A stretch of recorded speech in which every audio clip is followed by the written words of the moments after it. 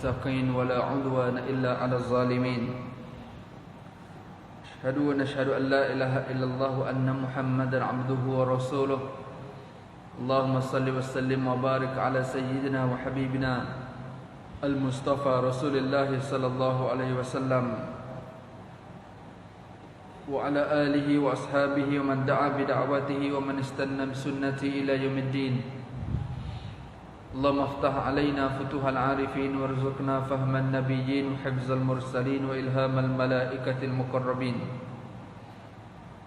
أصبحنا وأصبح الملك لله والحمد لله لا شريك له لا إله وإليه النشور أصبحنا على فطرة الإسلام وكلمة الإخلاص وعلى دين نبينا محمد صلى الله عليه وسلم وعلى ملة أبينا إبراهيم حنيفا وما كان من المشركين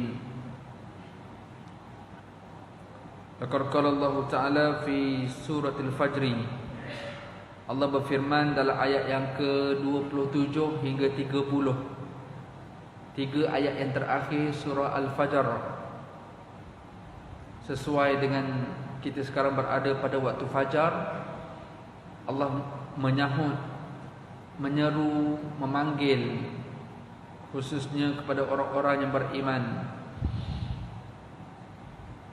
Dengan 3 ayat ini mudah-mudahan kita digolongkan dalam golongan yang disebutkan oleh Allah. A'udzubillahi minasyaitonir rajim. Ya ayyatuhan nafsul mutmainnah irji'i ila rabbiki radiyatan mardiyah wadkhuli fi ibadi wadkhuli jannati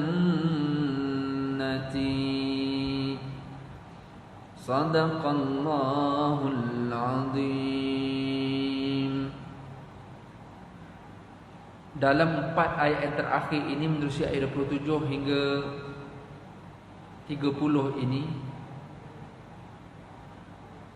Allah cerita setelah menerusi ayat sebelum itu, setelah Allah terangkan akibat-akibat orang-orang yang engkar kepada Allah. Yang surah Al-Fajr ini peringkat awal surah itu Allah cerita tentang beberapa golongan yang dimurkai oleh Allah, golongan yang tidak diredai oleh Allah kerana kemaksiatan, kerana keburukan yang mereka buat, keengkaran yang mereka buat, maka mereka dimurkai, bukan diredai. Antaranya kaum 'Ad, kaum Samud, Fir'aun. Ini golongan-golongan yang Allah sebut di awal surah Al-Fajr, fa'aktsaru fihal fasad, yang mana mereka tu semua melakukan kefasadan, kerosakan.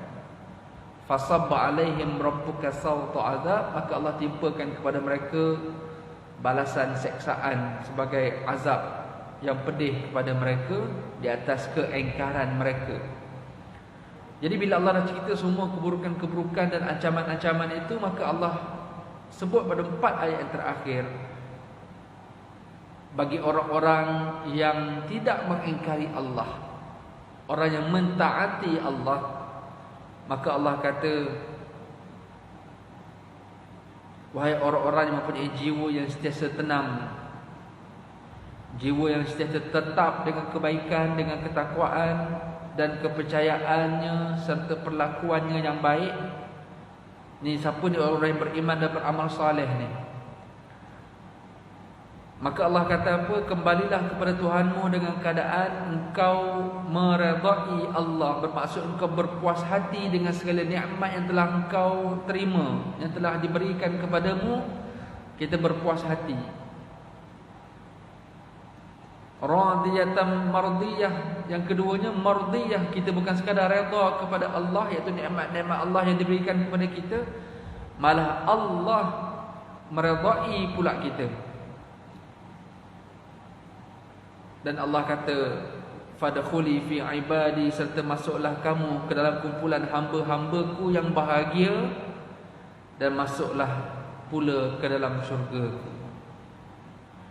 Muslimin, ibu ayah, tuan dan puan yang dirahmati Allah Subhanahu wa taala sekalian, pagi ni kita nak sama-sama mengulang kaji tentang perspektif redha yang disebut adakah sama ada kita ini mencari keredaan manusia ataupun keredaan Allah.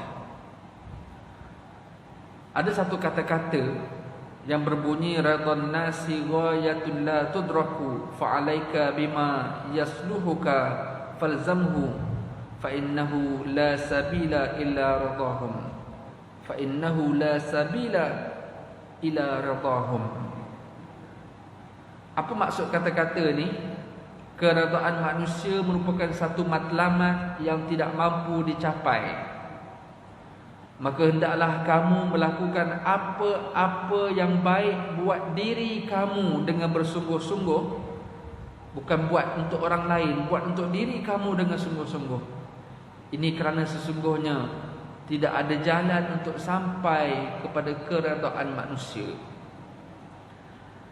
Dan kata-kata ini merupakan kata-kata Imam Syafi'i kepada Rabi', juga seorang ulama yang disebut oleh Imam Abu Nu'aim dalam kitabnya Hilyatul Awliya, iaitu tentang keutamaan mencari keredaan Allah bukan keredaan manusia.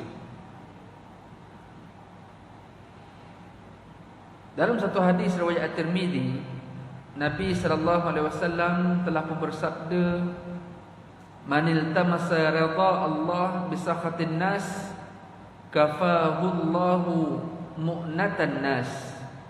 Wa man iltamasa ridha an-nas bi sakhatillah, wakalahu Allahu ila nas." Dalam hadis riwayat Tirmizi dan juga Ibnu Hibban ini,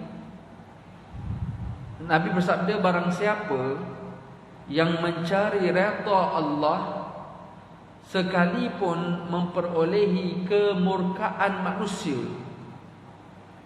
Allah redha tapi manusia tak redha.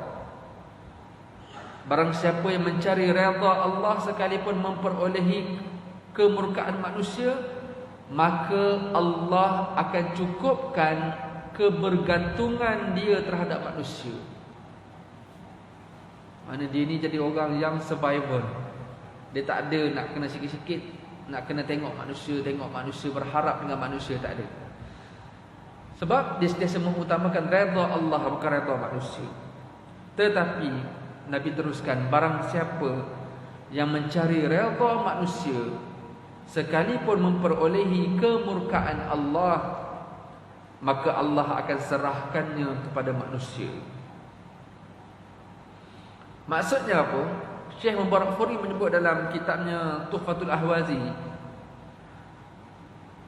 maksud dia apa? Allah SWT akan menyerahkan kepada manusia. Maksudnya apa? Adalah Allah akan membiarkan manusia menguasai dirinya, sehingga dia tu disakiti, dia tu jadi mudah dizalimi, apa-apa sahaja dia akan bergantung dengan manusia, sehingga apa-apa keputusan dan tindakan serta akibat-akibat semuanya akan ditanggung sama dia dengan manusia yang lain. Sehingga kan apa sahaja benda kebaikan pun kalau dia buat untuk manusia, maka yang disebut sebagai riak tadi, maka Allah tidak akan memandang kebaikan itu, melainkan Allah serahkan kebaikan itu kepada manusia, biar manusia yang memberi ganjaran kepada dia. Muslimin yang dirahmati Allah, berdasarkan ucapan Imam Syafi'i tadi dan juga hadis Rasulullah sallallahu alaihi wasallam diriwayatkan At-Tirmizi dan juga Ibnu Hibban tadi, menjadi satu perkara yang penting kepada kita hari ini adalah mengutamakan redha Allah berbanding redha manusia. Mungkin ibu ayah yang ada dalam masjid pada pagi ini tidak lagi berfikir-fikir untuk nak mencari kemegahan dan kemasyhuran keduniaan, kerana pada saya tuan-tuan dan puan-puan telah menikmatinya berpuluh tahun dulu.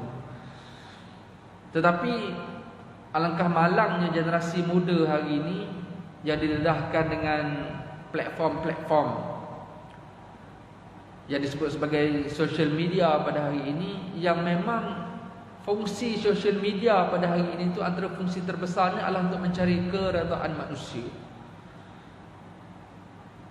Sebab fungsinya pun memang untuk connecting people, memang untuk menghubungkan manusia.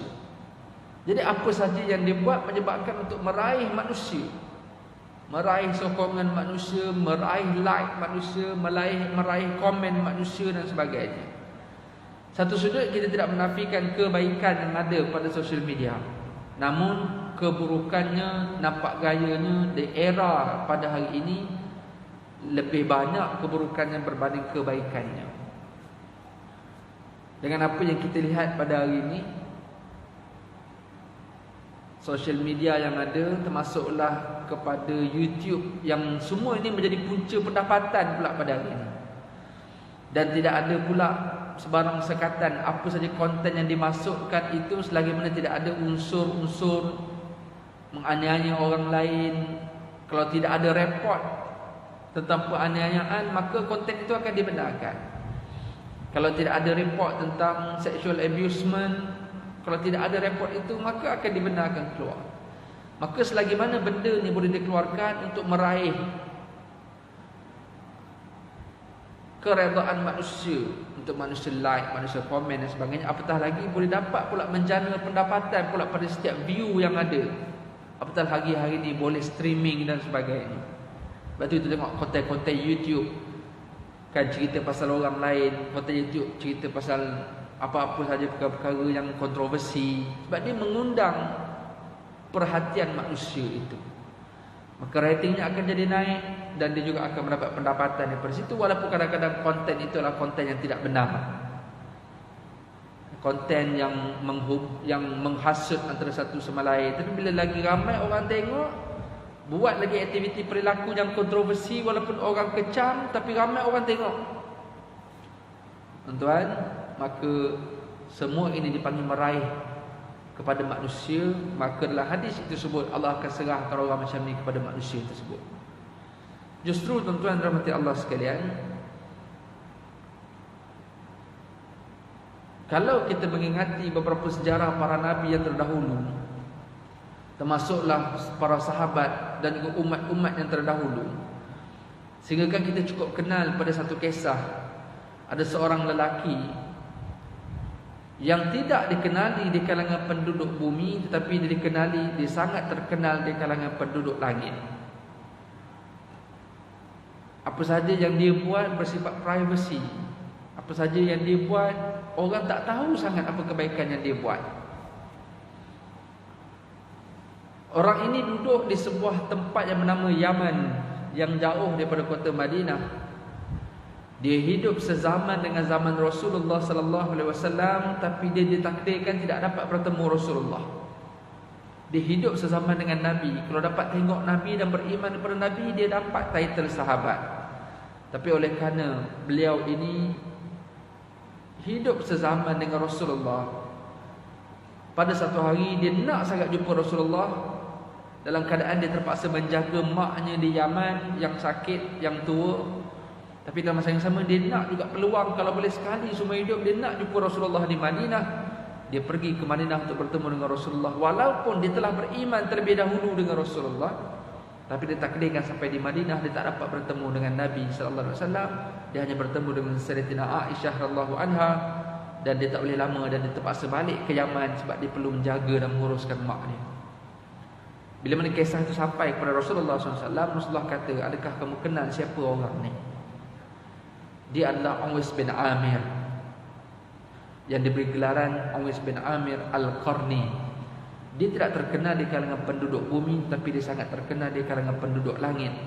Kalaulah Nabi sebut dengan para sahabat, antara Sayyidina Umar, Sayyidina Abu Bakar pun ada masa tu, kalaulah kamu dapat berjumpa dengan Uwais bin Amir, maka pohonlah kepadanya supaya dia boleh memohon kepada Allah permintaan-permintaan kepada Allah. Betapa makbulnya doa dia kerana kebaikan yang dia ada, dan kerana dia sangat terkenal di kalangan penduduk langit, di kalangan para malaikat, dan juga sangat dikenali oleh Allah, tapi tidak dikenali oleh manusia. Sebab apa? Sebab dia adalah seorang orang kampung sahaja. Kerjanya adalah mengurus binatang-binatang, lembu, kambing sahaja. Bukan seorang yang masyhur, bukan seorang yang popular, bukanlah pula orang yang disegani, dihormati, tidak. Dia adalah seorang manusia biasa yang terlalu kuat dan bersungguh-sungguh menjaga ibunya. Ini amal kebajikan yang dia buat tanpa diketahui pun kebaikan itu. Maka selepas kewafatan Rasulullah sallallahu alaihi wasallam, setiap kali datangnya delegasi daripada Yaman, pedagang-pedagang daripada Yaman, mereka ni akan menanti-nanti dan tercari-cari siapa Uwais bin Amir. Okay, setiap kali datang pedagang, mereka akan bertanya, kenal tak seorang lelaki namanya Uwais bin Amir? Uwais bin Amir, ramai orang tak kenal dia. Sehinggalah kepada beberapa kali rombongan datang daripada Yaman ke Madinah, satu hari barulah ada satu kabilah itu bagi tahu, oh, aku kenal Uwais bin Amir tu yang tengah jaga lembu, yang tengah jaga barang dagangan. Maka para sahabat khalifah pada masa itu berjumpa dengan Uwais bin Amir dan memohon agar Uwais bin Amir memohon keampunan bagi pihak mereka. Betapa orang ini tidak dikenali, tidak diredai sangat oleh manusia, tetapi dia sangat dikenali dan diredai oleh Allah. Perspektif kita pada hari ini, tuan-tuan, kita didedahkan dengan dunia yang mudah untuk meraih populariti di kalangan manusia. Malah pada hari ini kita juga telah didedahkan dengan ramai orang yang boleh berbuat baik. Kerana melihat orang lain berbuat baik, maka dia jadi baik. Tapi dalam masa yang sama, pendedahan kebaikan ini tanpa batasan, maka perkara itulah yang menyebabkan ada kecelaruan dalam agama. Walaupun Islam membenarkan untuk kita menzahirkan kebaikan, dengan kita menzahirkan kebaikan itu maka kita mendapat pujian dan kita mendapat sokongan, kita mampu memberi inspirasi kepada orang lain untuk juga buat baik. Tapi dalam masa yang sama, Islam datang dengan menghadkan, bukan semua kebaikan itu boleh dipertontonkan. Wa in tukhfuha, kata Allah, wa tu'tuhal fuqara fahuwa khairul lakum. Kalau kamu sembunyikan pemberian kamu atau amal-amal kamu, maka itu adalah lebih baik bagi kamu. Bermaksud menzahirkan kebaikan walaupun tujuannya untuk menarik, memberi inspirasi pada orang lain, itu bagus. Tetapi kalau sembunyikan itu lebih baik. Kenapa? Kerana ada risiko yang besar kalau dizahirkan, walaupun juga ada kebaikannya. Justru tuan-tuan rahmati Allah, takut-takut manusia redha kepada kebaikan yang kita buat, tetapi Allah tidak meredainya kerana takut ada dimasuki unsur-unsur yang tak sepatutnya dalam kehidupan dia. Sama ada riak, sum'ah, bangga diri dan sebagainya.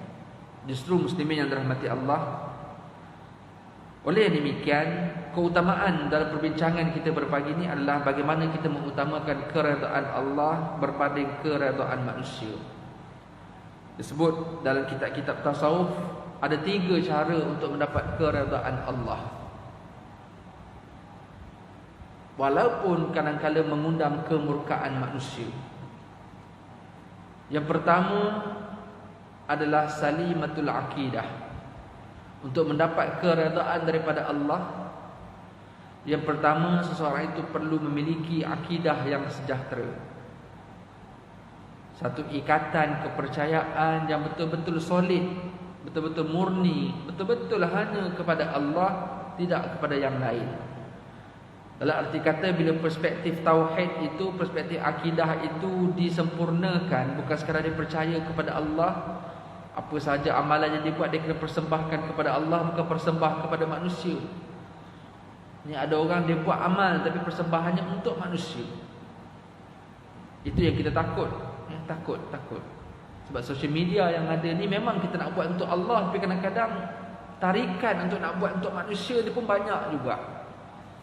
Kita tengok perendahan yang ada pada hari inilah. Dan ramai orang mendapat populariti disebabkan kebaikan yang dibuat itu. Tuan-tuan dirahmati Allah, apabila seseorang memiliki akidah yang sejahtera, bukan sekadar dia percaya kepada Allah segala-gala dengan sepenuh kepercayaan, tapi dia akan mengutamakan Allah itu mengatasi segala-galanya. Bagi orang yang ibadat tetapi akidahnya ada masalah, maka ibadatnya akan ditolak oleh Allah.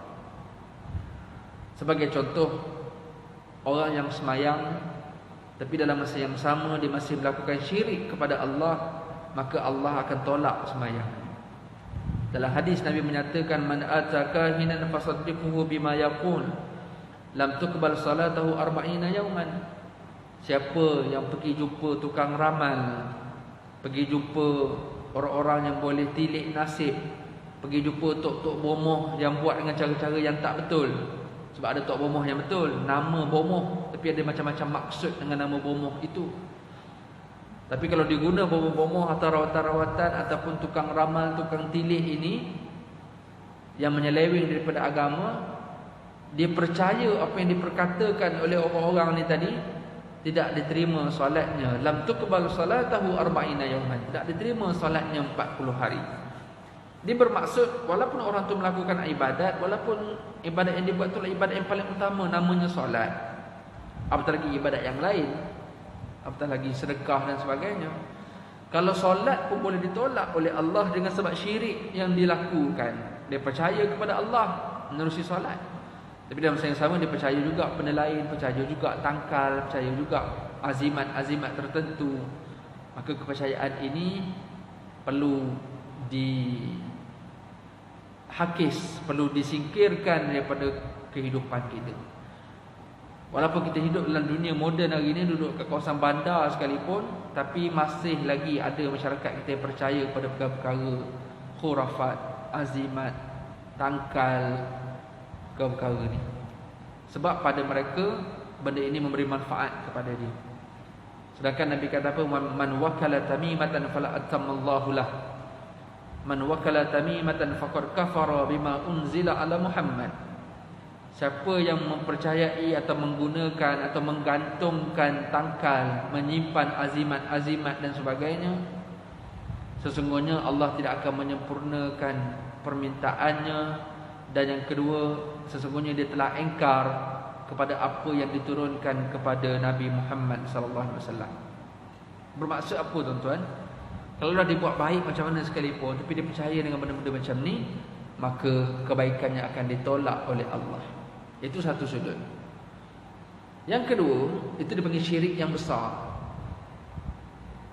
Jadi bila akidahnya tidak sejahtera dengan cara dia melakukan syirik yang besar, dia percaya Allah tapi dia percaya juga kuasa-kuasa yang lain, maka ditolak amalnya. Ada satu lagi akidah yang disebut sebagai syirik yang kecil, yang juga manusia perlu berhati-hati, yang disebut oleh hadis Nabi SAW, iyyakum wasyirkil asghar. Qalu wa ma hiya syirkul asghar. Nabi kata hati-hati dengan syirik kecil. Sahabat bertanya, ya Rasulullah, apa dia syirik kecil? Maka kata Nabi, ar-riya, iaitu apa saja persembahan kebaikan yang dia buat, dan persembahan itu bukan untuk Allah, tapi untuk persembahan kepada manusia. Jadi dia juga dikira sebagai syirik, tapi syirik yang kecil. Dia mensekutukan Allah yang sepatutnya amalan itu dipersembahkan kepada Allah, tapi amalan itu dipersembahkan kepada manusia, dengan tujuan untuk meraih perhatian manusia, untuk sokongan, untuk pujian, dan akhirnya membawa kepada kebanggaan diri. Itu maksud riak. Kerana tak semua persembahan kepada manusia ni jadi riak. Macam tuan-tuan datang masjid hari ni, tak ada siapa pun yang tutup mukanya. Jadi semua orang kenal Tuan Haji datang, Datuk ada, Tan Sri ada. Orang kenal. Dan kita boleh tahu siapa yang tak datang, siapa yang datang, kita boleh tahu.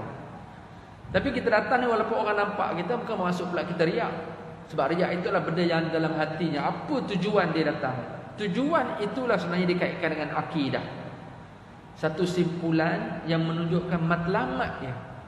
Sebagaimana orang yang beribadat, orang yang sembahyang, matlamat dia sebab dia nak tunduk kepada Allah, tak nakkan kemurkaan, nakkan syurga dan sebagainya. Itu tujuannya. Dan tujuan itu dikaitkan dengan akidah. Satu ikatan yang sangat kukuh. Dan juga matlamat kehidupan dia jelas. Berbanding ada orang yang melakukan syirik kecil, dia melakukan apa-apa amalan-amalan, tetapi tujuannya tidak disadarkan kepada akidah yang sejahtera tadi, iaitu hanya semata-mata kepada Allah. Diselitkan dengan tujuan untuk kepada manusia juga, maka itu ditakuti boleh jatuh kepada perkara riak yang dikategorikan sebagai syirik yang kecil. Justru saudari yang dirahmati Allah, ada orang yang tidak Islam tapi kebaikannya mengatasi kebaikan orang Islam.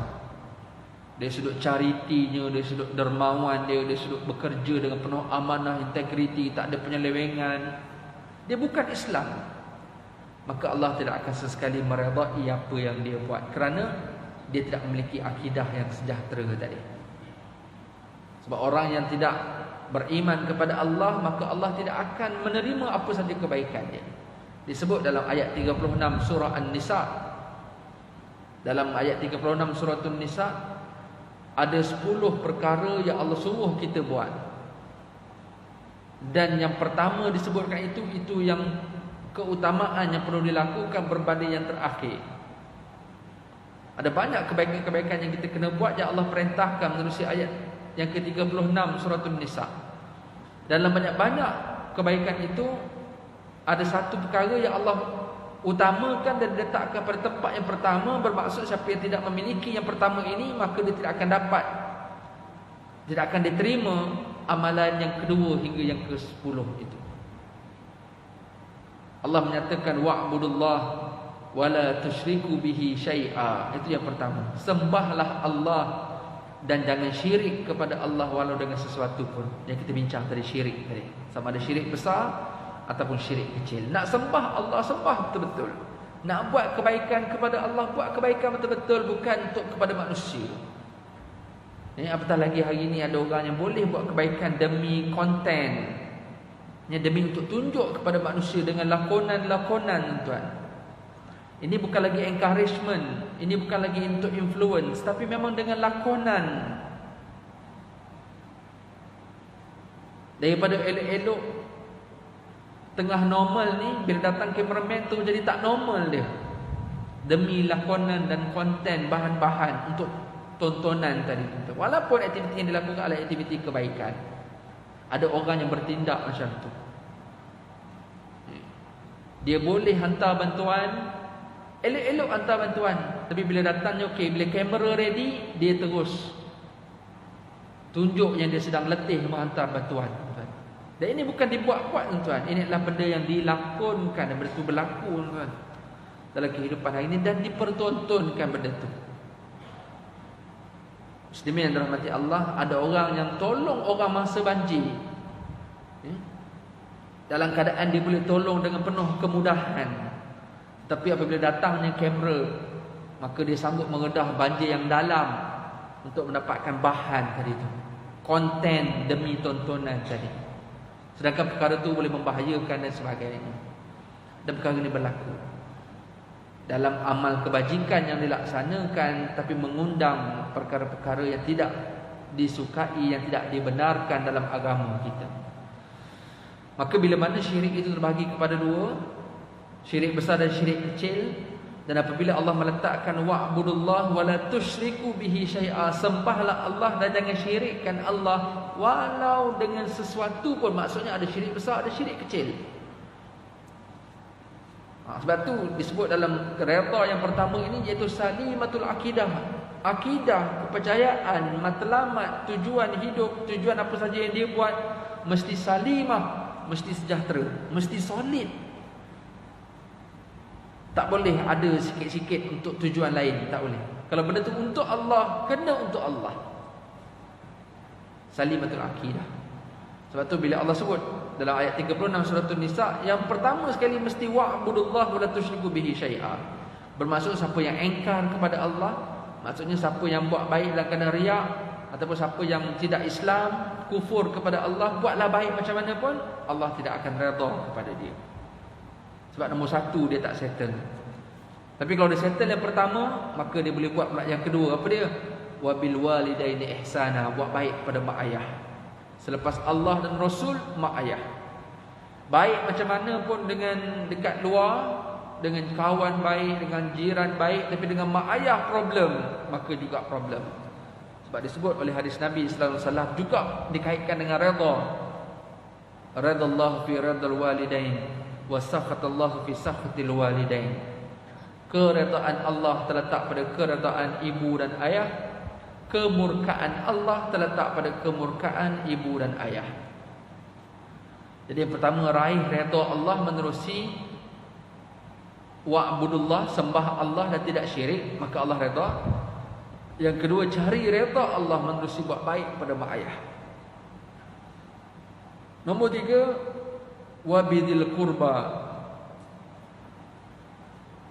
Nak dapat redha Allah tadi selepas mak ayah, iaitu kaum kerabat kita, pasangan kita dalam satu rumah ni, pasangan, anak-anak, family kita. Kemudiannya adik-beradik kita, saudara mara kita, semua yang ada pertalian zawil qurba tadi. Terutamanya yang ada kaitan dengan warisan, itu lebih utama berbanding saudara mara yang terhalang daripada warisan. Anak kita lapis ke bawah, anak-anak kita, keturunan kita ke bawah dengan ke atas, dan juga kiri kanan kita, adik-beradik kita. Lepas adik-beradik tu barulah bawah dia anak-anak kepada adik-beradik kita, which is anak buah kita. Lagi dekat itu lagi utama. Zawil qurba disebut. Ahli-ahli waris, kaum kerabat ini utamakan kebaikan. Setelah itu barulah wal yatama, setelah itu barulah wal masakin, barulah buat baik kepada anak yatim, barulah buat baik kepada orang miskin. Tapi kalau dengan Allah problem, dengan mak ayah problem, dengan adik-beradik problem, buatlah baik dengan anak yatim, orang miskin sekalipun, belum tentu Allah boleh redha tadi. Sebab dia tidak ada salimah tu. Kesejahteraan tu tidak ada. Sebab ada yang utama itu tidak diutamakan. Kemudiannya lepas anak yatim, lepas orang miskin, jarizil qurba wal jaril junubi, yang keenam dan yang ketujuh, buat baik kepada jiran tetangga yang dekat dan jiran tetangga yang jauh. Jiran pun ada pembahagian. Apatah lagi adik-beradik, ahli keluarga dan sebagainya juga ada pembahagian. Yang dekat lebih utama berbanding yang jauh. Tapi walau bagaimanapun yang jauh itu lebih utama daripada jiran yang dekat. Kalau kita ada adik-beradik yang susah-susah dekat mana-mana, ataupun anak-anak buah kita, sepupu sepapat kita yang susah-susah, itu lebih utama juga sebenarnya. Sebab dia ada pertalian dengan kita. Apatah lagi kalau ditakdirkan mereka itu juga di kalangan jiran kita, maka ada pula keutamaan yang lain, tambahan pula. Dan dalam jiran kejiranan ni pun, jiran yang dekat itu lebih utama untuk kita lakukan kebaikan berbanding jiran yang jauh. Kemudiannya wasahibi bil jambi wa bnis sabili wa ma malakat aymanukum. Untuk yang ketujuh, untuk yang ke-8, ke-9, yang ke-10, buat baik kepada rakan-rakan sejawatan. Ni kawan-kawan pejabat, kelik-kelik kita punya klien ke, kawan-kawan mana-mana, kelab-kelab yang kita ada, semua ni berada pada ranking yang ke-8. Jauh tuan-tuan. Jadi ramai orang yang mengutamakan kawan-kawan berbanding adik-beradik. Berapa ramai orang yang baik dengan jiran, tapi dengan mak ayah problem, dengan adik-beradik problem. Jadi kena tengok balik semua benda ni. Sebab nak mencari redha Allah ini, dia perlu ada step dan susunan yang telah diatur oleh agama. Setelah rakan-rakan sejawatan, wa bnis sabil, buat baik pula kepada orang-orang yang kita jumpa dekat perjalanan, khususnya orang-orang yang terputus, yang susah dalam perjalanan lah, yang terputus bekalan dan sebagainya. Dalam konteks kita hari ini, siapa-siapalah di jalan raya yang kita jumpa yang perlukan bantuan dan kita kena support, kita kena bantu. Ni orang yang tak dikenali lah maksudnya. Sebab yang lain-lain itu semua kita kenal ni. Mak ayah kenal, adik-beradik, anak yatim, orang miskin pun, kalau yang dikenali itu lebih utama berbanding anak yatim dengan orang miskin yang tak dikenali. Kemudiannya baru jiran dekat. Sebab jiran dekat ni kita lebih kenal berbanding jiran yang jauh. Kemudiannya rakan-rakan sejawatan juga kita kenal. Kemudiannya masuk pula orang yang bermusafir, ni biasanya kita tak kenal. Kemudiannya hamba yang dimiliki. Yang terakhir sekali, wa ma malakat aymanukum, hamba yang dimiliki. Tuan-tuan dalam hati Allah, keredaan yang pertama adalah salimatul akidah, kepercayaan, atau bagaimana kita menggantungkan segala apa yang kita buat ini eksklusif semuanya untuk Allah, bukan untuk manusia. Akidah yang sejahtera, dengan kepercayaan yang sejahtera, elakkan perkara khurafat, elakkan ajaran sesat dan sebagainya. Ni kita sambut musim Maulid Rasul di Malaysia, rupanya ada ramai golongan yang anti hadis. Jangankan suka Nabi, hadis pun dia tak nak, dia hanya nak Quran sahaja. Ada yang berubah ni dalam tempoh sebulan daripada grup adik-beradik sahaja. Dia tolak hadis.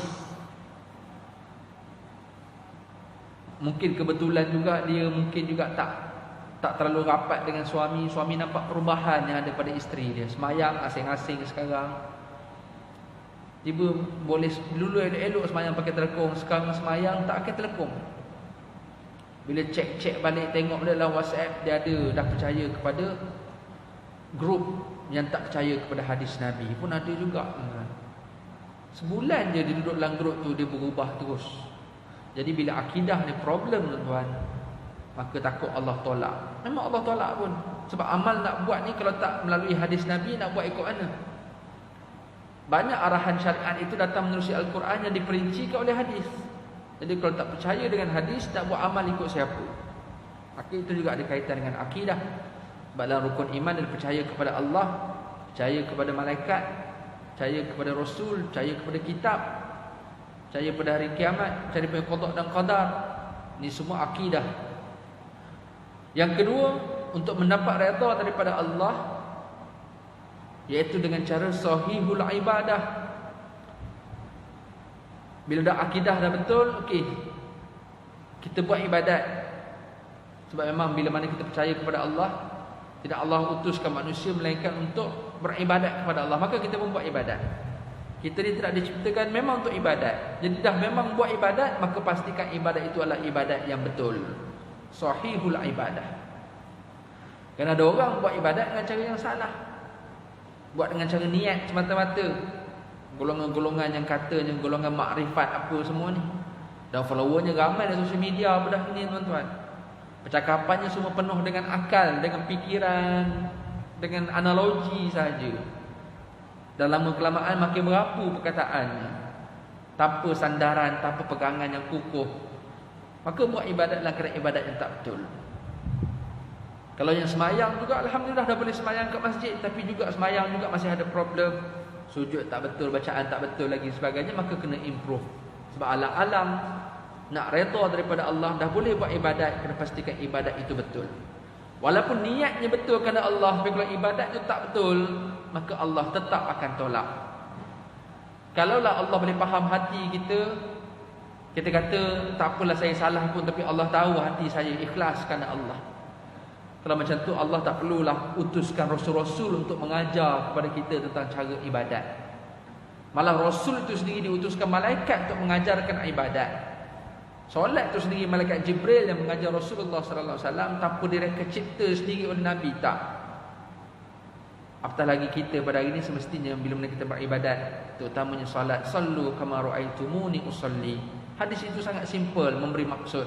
Solatlah kamu sebagaimana kamu melihat, sebagaimana kamu tahu, sebagaimana kamu belajar. Apa yang dibawa oleh ulama-ulama semua yang jurus ikut laluan dan jalan yang dibuat oleh Rasulullah sallallahu alaihi wasallam. Jadi maksudnya kena ibadat yang sahih. Baca Quran, make sure baca betul-betul. Sedekah, make sure sedekah dengan cara yang betul. Ibadat dengan cara yang betul. Apa saja ibadat yang kita buat, mesti dengan cara yang betul. Ditakuti, takut-takut kita hanya buang masa, kita hanya meletihkan diri kita, tapi ibadat itu tidak diterima oleh Allah. Na'udzubillah min dzalik. Maka sebab itu kita ada pengajian-pengajian untuk sentiasa memperbaiki amal-amal kita.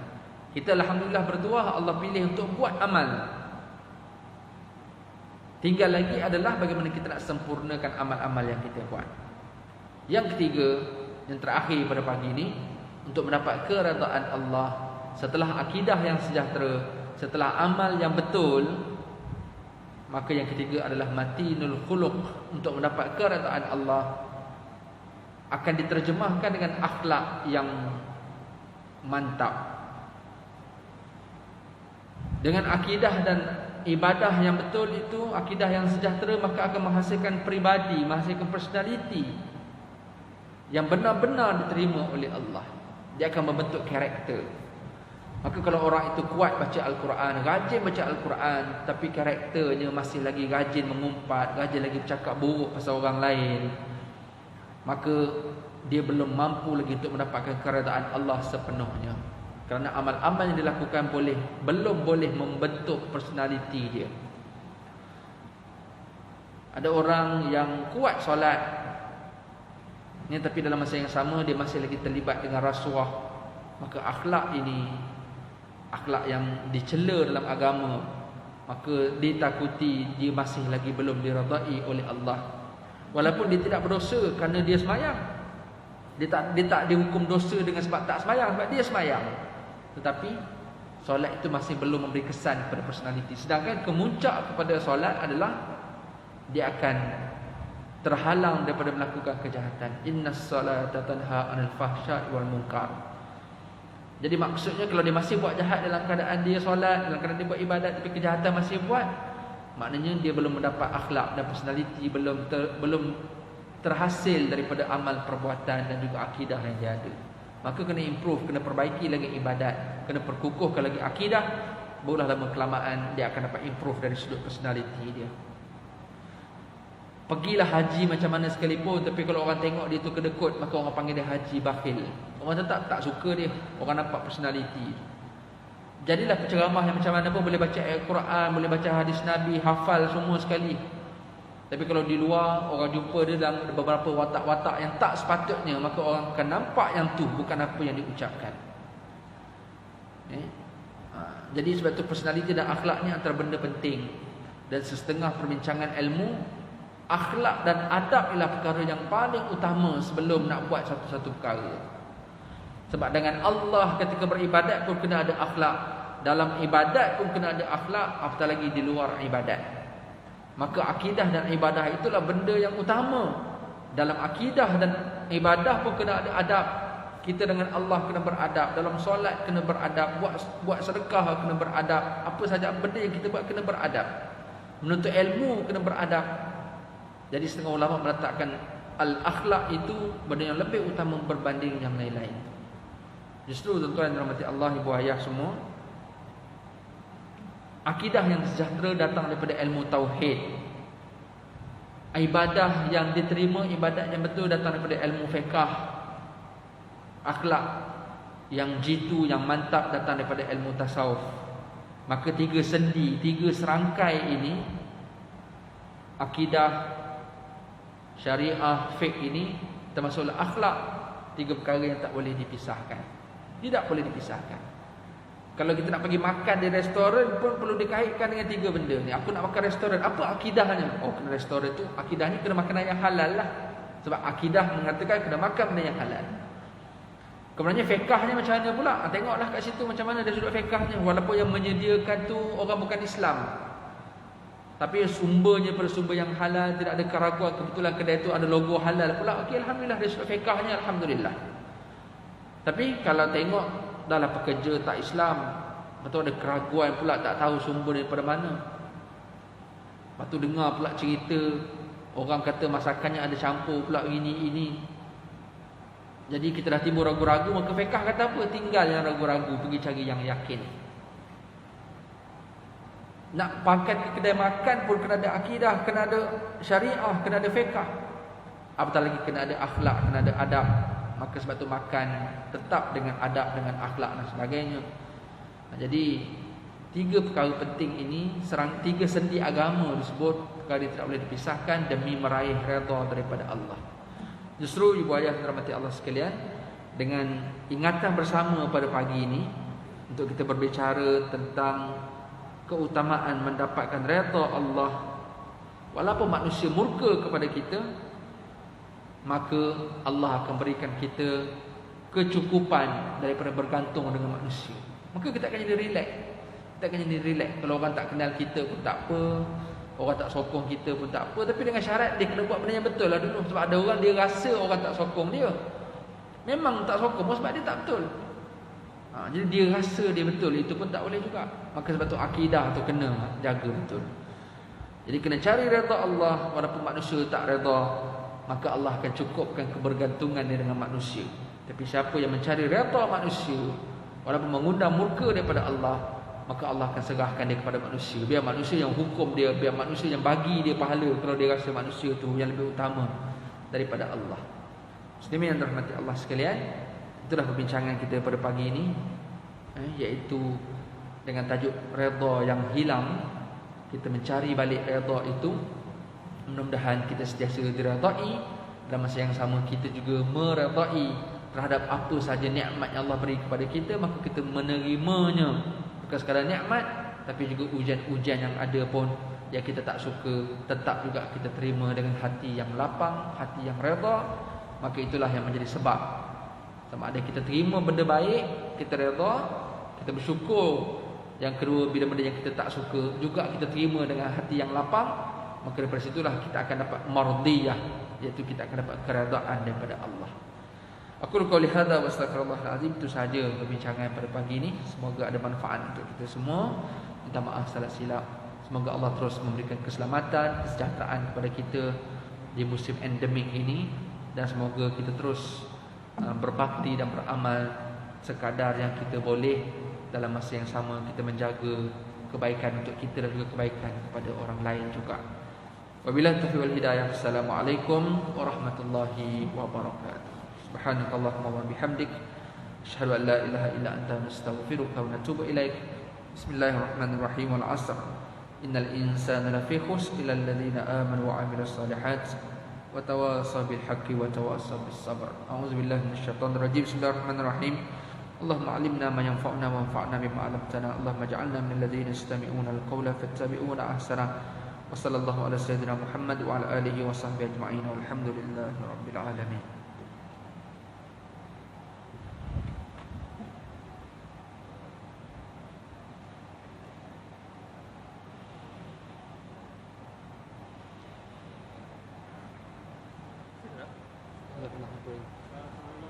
Salam, apa khabar?